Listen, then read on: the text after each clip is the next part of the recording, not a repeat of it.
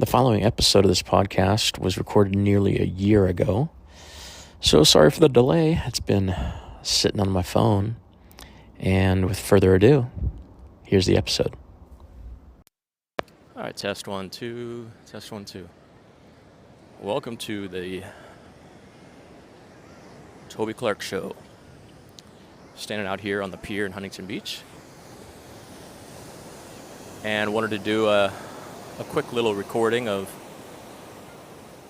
just life and things I'm processing. Right now I'm watching some amazing waves roll in.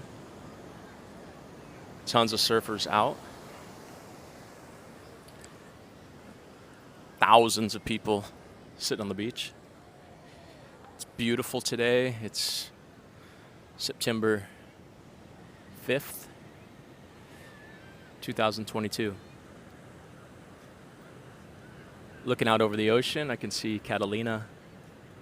I can see Long Beach. I can see the famous oil rigs out in the ocean as well as on land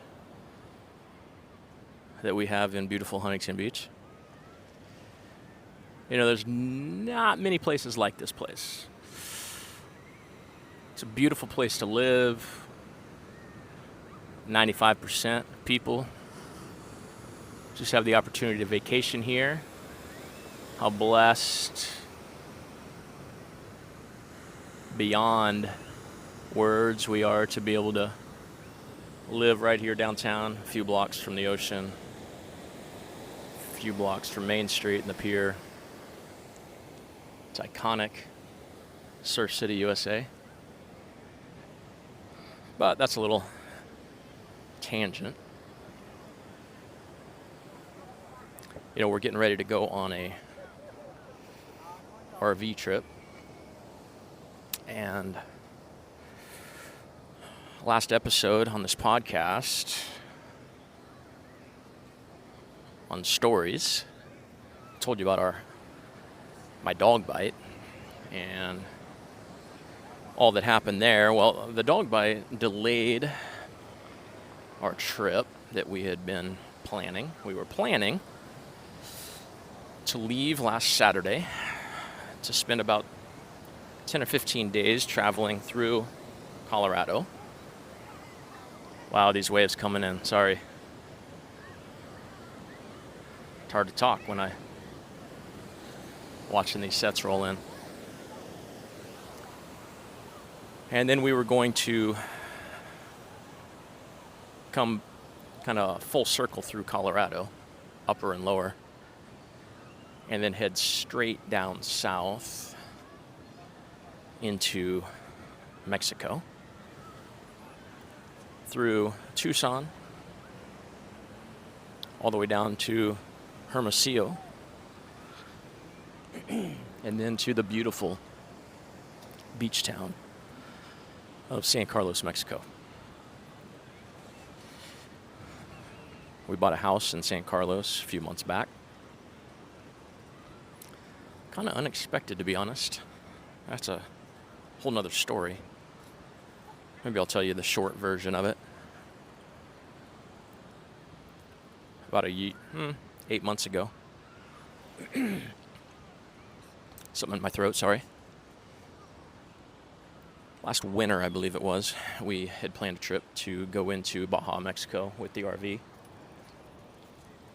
And we had wanted to see a place called Rocky Point, Puerto Penasco. And we'd heard a lot of great things about it, to be honest. If you're listening to this episode, maybe you've been there. And sorry, I'm going to rip it apart a little bit. We had heard a lot of people from Arizona call it Arizona's beach. So we thought, well, let's just go check it out. We can drive the RV there from my parents' house in Phoenix. And we planned to stay about 10 days in Puerto Penasco and just enjoy a little bit warmer weather and have our dogs with us.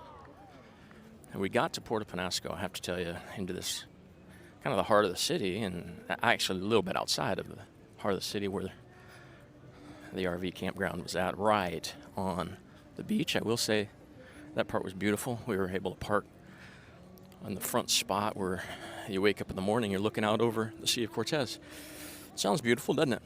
Well, that's about all you got. Everything else was a dust bowl, a sand bowl, flat, ugly, unsafe feeling. The city itself, going in there one day, it was just a nightmare. Little boardwalk that you could maybe go eat, some of the restaurants, but just to get there, it honestly blew my mind in the opposite way, where I couldn't believe how incredibly ugly this place was. And again, if you've been there, sorry, I'm ripping on Puerto Penasco pretty hard. I get it.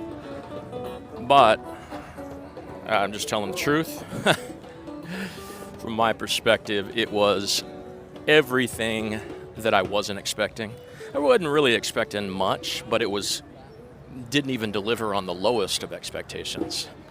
Absolutely nightmare of a place, in my opinion. So I started researching other places to go. We were in Mexico. Why not maybe continue down south on the Sea of Cortez and see if there's other places that would beat out this trash hole, Puerto Penasco.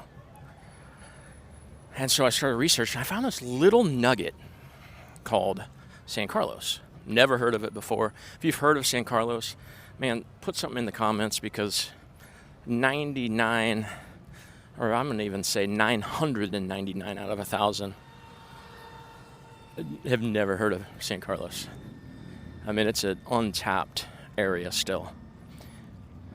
And just researching it on the internet,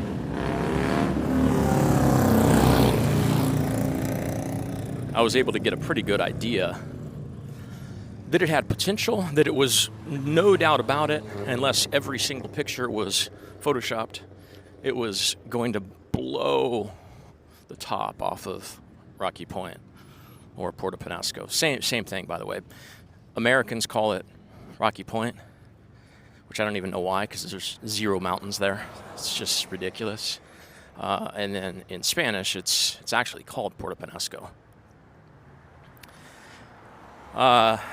So it looks like, this San Carlos place is definitely worth giving a try. So we leave early, and we leave Puerto Penasco early, the campground. Of course, we can't get our money back. So dumb. Because they knew that we had prepaid, and they knew that it was pretty much a trash heap that we were staying in. So, not going to give your money back. I'm sure they needed every penny that they could get.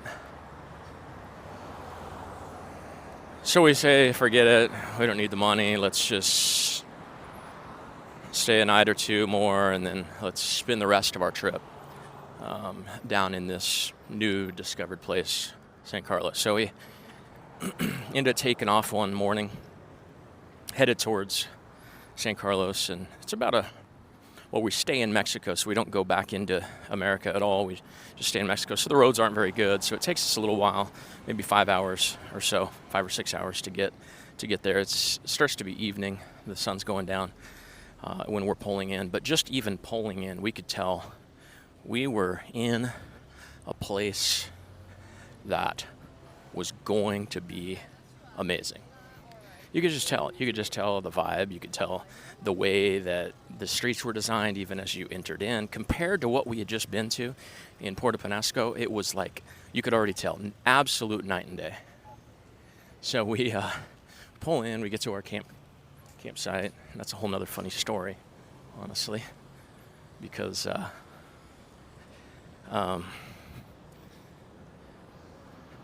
it's pitch black. And this campsite's pretty tight. We got a 40-foot Class A RV, diesel pusher. And, I don't have any issue driving it, but we are going to need to back into this spot where all these other Class A's are at that we're You got to tuck yourself in and around and just miss the other one just by a hair in order to get, the right angle in order to finish your pull in. And it was great. I mean, it was kind of funny, everybody watching you, but some people came down and super helpful. Pitch black makes it a little bit harder because you can't, even with my back camera, I can see some in the night, but I can't see through my mirrors or anything else. So we get in and we get set up, wake up the next morning, and we just go, let's just kind of go see the town. And so we actually just go out on a walk, and just straight across the street, you've got the Sea of Cortez. You've got amazing streets to walk. You can tell, just amazing restaurants all the way down through the city corridor. You've got views that will just blow your mind. One of the pieces of research that I had done was what came up from some of the research was that National Geographic, don't get much more clout than that, National Geographic had named San Carlos, check this out, they have named, I mean, this is in the past tense, but they had named San Carlos, Mexico, the best view in the world. The best view in the world. So that alone told us, okay, we're going to some place that if National Geographic names it the best view in the world, there's something here we're seeing. So we could tell first day, wow, this place is rad. This place, there's a reason why it's got such great research behind it. Hello. And we could tell that it was going to be something that, opposite of Puerto Penasco, it was going to shatter our expectations to the other side, to the upside. So we end up spending, I think, we extended it actually. I think we ended up spending about 10 days there. My parents ended up wanting to come down and see it, so they drove down from Phoenix and spent, I think, the last 3 days with us, which was cool. Well, in the meantime, I'm always looking at real estate. Anytime that I look at a new place, one of the first things that I do is I look at real estate in the area. I want to know the prices. I want to know the opportunities. I want to know, is this a livable place? What's the economy like? What's going on?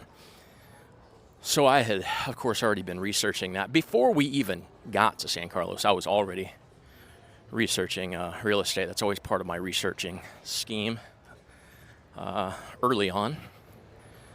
And so once we got there, then we were able to actually see what, it's one thing to see it on a computer screen. It's another thing to actually got a realtor and meet a realtor at some of these actual houses and start looking at some things. So we did that and ended up coming across this one house that this older couple had owned for about 30 years.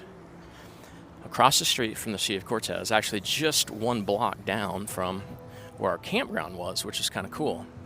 So right in the exact same area, everything walkable. You could ride your bikes, you could walk to get groceries, go to restaurants, or get in your car and drive a mile, 2 miles, or even 4 or 5 miles on down to some other super cool areas that are for another time. But we ended up finding this house that was just this cute little house. I don't know how else to, it's like Grandma and Grandpa's house. And we ended up meeting the realtor there and looking at the house, but we also ended up meeting the owners of the house. He had just turned 90 or 92, something like that, had dementia, but he was there for the last winter. She was sharp. She was, I think, hitting 90 and charging it. She was having zero issues whatsoever and taking care of business, you could tell, but it didn't matter because her husband was not doing well. And she knew, they knew that it was time to hang it up. So they had already decided that this was going to be the last winter in San Carlos for them, and they were going to sell their house, obviously. It was just super cute meeting them, but also a super cute grandpa's house. But man, the potential we could tell was just off the charts. We knew we'd have to come in and do what we always typically do, is kind of gut a place and make it our own. But the potential was off the charts. It has 5.5 lots, which kind of like a city lot, small city lot. It has main house, a casita, which is like a separate guest house. It has a huge shop, 2-story shop, 2 stories high shop that he had built that was kind of his pride and joy, you could tell. And of course, that's what really attracted me to it as much as anything else. Man, I've always wanted, especially as I've gotten older, to have a shop that I could fix cars and tinker around with stuff, build things, you know. So we were very interested, but we didn't know if, man, we just got to this place. We love it, but do we go ahead and buy a place here? And so we ended up a few days after coming to the conclusion, you know what, if we can buy this place at the right price, it's a no-brainer, because like we always say, worst case scenario, we end up just coming for a year or two, and as long as we can, our philosophy is as long as we can break even on something, or let alone we always would like to be able to make money on it, then it's really an investment in life and in experiences, in memories. And especially when you can at minimum break even, think about it. You got money in the bank or sitting somewhere, even in the stock market somewhere, let's say. It's sitting there doing nothing. Yeah, you want it to grow, but oftentimes it's going the opposite direction of growth. That same money could be taken out, and you could enjoy that money if you do it right, and have experiences with your family, with your kids, with your wife, with your spouse. Then sell whatever that piece of property is with the goal of, you bought it right, you did your research, the goal of at minimum breaking even. So now you've got all your money back, and you've got all of these experiences in life, you've got all these memories that go with it, and in a sense you paid nothing for them. Think about that. That's a good use of money. Using it both for the kingdom, I would say, and for your family. Now for the kingdom, it comes differently, although it can still be done in a similar fashion. You can take money, just side note, you can take money and you can invest it. I do a lot in blockchain, so in crypto, and especially now in these early days, you can invest, let's say $10,000, and you can take what's being earned off that $10,000 through different forms. I can't go into it all right now, but let's say through farming, which I'm not going to explain what that is exactly, but you're getting a return on your money just by letting your money sit or be staked in a certain location. And so you might, on $10,000, you might be making, say $1,000 or $100, $200 a month. And you can put that back in your bank account, or when you look at ministry, you can take that same $10,000, rather than sitting in your bank account, it can sit in this other place. It can be making $200 a month, and that money can be going to fund missions or ministry somewhere, and you still have your $10,000.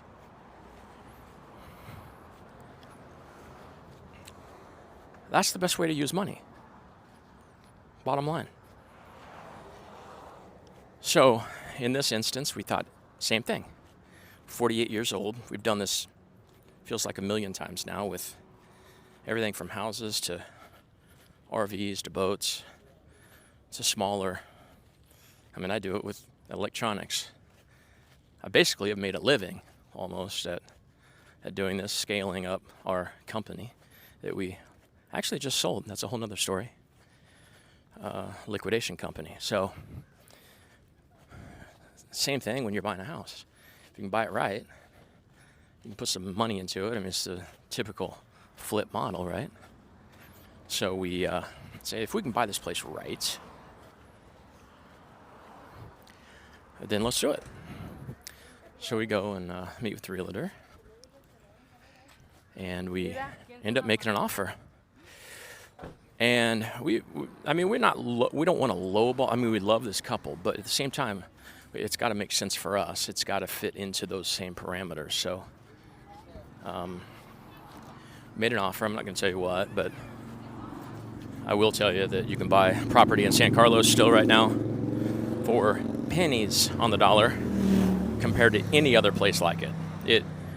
Mark my words, you're going to hear about San Carlos in the next 10 to 15 years. It's absolutely phenomenal. So compared to any place else, our offer was very low, but it was within what, the market there in San Carlos allowed for. So we made this offer and we said that's pretty much what we've got, because we wanted to pay cash for it. Again, that's a whole nother story, philosophy of life that we've learned through losing it all and coming back around and deciding to not leverage ourselves or debt and be able to pay for things with cash. So they ended up accepting our offer, and in a lot of ways we were blown away. Super thankful. Went and met with them again after they had accepted the offer, and kind of had a sweet, almost goodbye to them. And I had written a letter to them basically saying, hey, if this works, we would love it. We love your property. We know how much history is there. And if you would allow us, we would love to be the stewards of what you've built. And we would love to continue, in essence, the legacy that you guys started with your family. Their grandkids would come down, their kids would come down, and said we're at that younger place in life, and we'd love to continue what you guys started, and repeat it with our family in some form as well. And so it was sweet that we were able to have a few last conversations with them, but also hope that they realized that we were sincere in that, and that we were going to take the best care possible of this, amazing property they had built and had so many 30 years of memories with. So we ended up leaving San Carlos, and we had an accepted offer. We ended up closing on that house, 45 or 60 days later. And we've gone back down one time. We went back down a couple months back. I don't remember, I think in June. And had just an awesome trip. It was the first time actually owning the house. And it's ours. And, all their furniture is still in there. Most houses there are sold with the furniture, fully furnished. And it was great just being able to kind of look around. And that trip, the main purpose was just to kind of look and inspect and see exactly what we bought and come up with some sort of plan as to what we wanted to do moving forward, as well as get rid of everything that we could get rid of, because we were going to be doing something, kind of a total remodel. Also had a fifth wheel RV in one of the spaces that they had originally lived in before they built anything, which is cool. Hardly even used. It had just been sitting there and not lived in for years and years and years. We ended up selling that to a great, Mexican family that needed it as a house. And furniture, we pretty much, I want to say gave it away. We essentially gave it away. We kind of said, hey, just take all this for like $100, or I don't even remember what it was, pretty much nothing. And you can resell it if you want, you can use what you want, whatever. But they were thrilled beyond belief. So just cool being able to kind of even slowly integrate into the community through those transactions as well. It's pretty fun. So now here we sit, again, back in Huntington Beach. We've been back for the last 6 or 8 weeks now, and it's time to go on our next trip. So kind of where I started this podcast is our plan was to leave, go to Colorado, and then go back down to Mexico for about 6 weeks, And then I got bit by the dog. Yep, infamous dog bite. And then a lot of other things have kind of come to fruition that we were not expecting, which I can't go into here, in kind of other people's lives that are attached to us. And so it's altered a lot of even like what we see in the potential next few years looking like now, which again wasn't on our radar. And that's often how God works, isn't it? Not on your radar, he brings it on your radar as long as you're flexible and willing and able, and not too set in your ways. You can go on a ride, on a trip with him that is often mind-blowing and very unexpected. So we kind of feel like we're at that tipping point right now again. Felt that a number of times in our life, but we're starting to feel that again for sure through these series of events. And the plan now is to head out for just a shorter trip, maybe 12 to 14 days, about 2 weeks, just to Colorado, and just cruise around for fun, but then not go to Mexico yet, come back. We need to come back and do a few things that we need to be back here for, that are part of these events that are taking place, and then maybe go back down to Mexico in October, November. But we'll see how God moves in that. So a lot on the horizon, a lot of stories still to be told. But for now, thanks for listening, and a lot of rambling. But if you like stories, if you just like to hear what's going on in someone's life, not that you care about what's going on in my life, but you're driving and you just want to hear somebody talking, well, tune in. We're going to do a lot more stories coming up, as well as a lot of videos and interviews, different things on the Toby Clark Show, all about family, faith, the future, and fun. Until next time, I'm out.